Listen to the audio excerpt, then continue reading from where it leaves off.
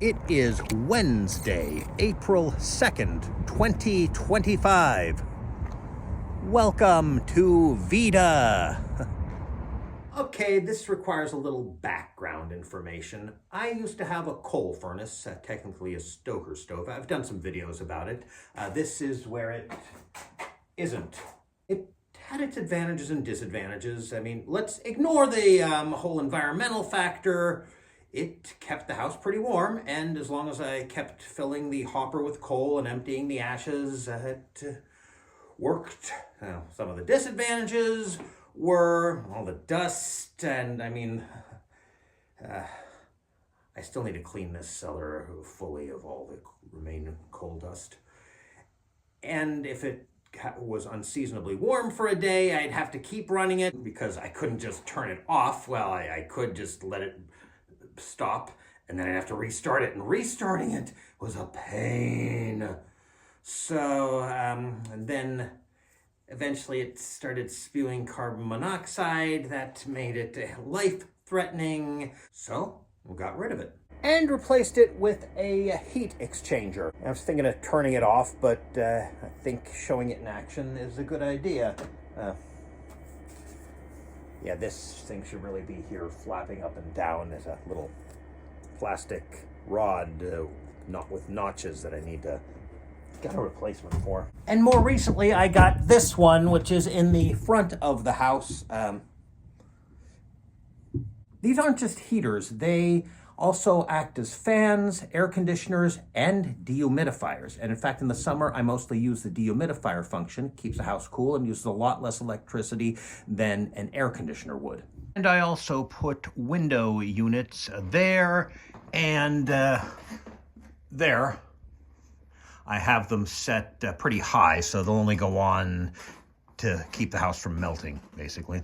And if a summer night gets too hot, I can always sleep in the cellar on this cot, which you can't really see because I've got it under this drop cloth and I don't want to move it because I have to disrupt my projects I'm working on. So my point is that during the colder months, when I'm constantly running 2 electric heaters... Oh, and when it's really cold, I have this electric radiator to keep the pipes in my kitchen from freezing. And sometimes a heated mattress pad. My electric bill is a lot higher than in the summer when I'm occasionally running 2 dehumidifiers and even more occasionally, less occasionally, some occasionally, 2 small air conditioners. Everybody got that? So early fall of last year, I went to see, I guess he's my primary care physician. He's not an MD. He is a PA-C, a physician assistant certified.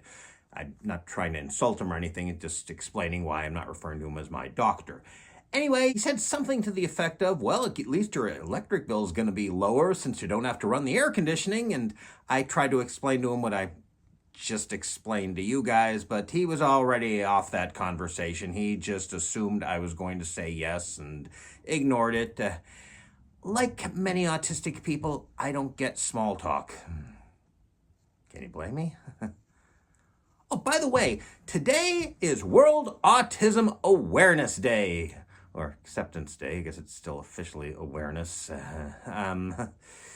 I didn't know that until some point today. Other people were talking about it, including RFK Jr. And that's...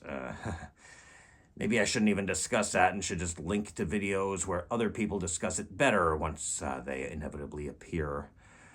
Certainly didn't appear on my iPhone calendar. Meanwhile, just about every holiday does, especially religious ones. Although, at least September 11th isn't listed as Patriot Day. Remember the short period of time when they're trying to make that happen and it appeared on a few calendars and then it didn't? And I'm getting political again, aren't I? Yeah.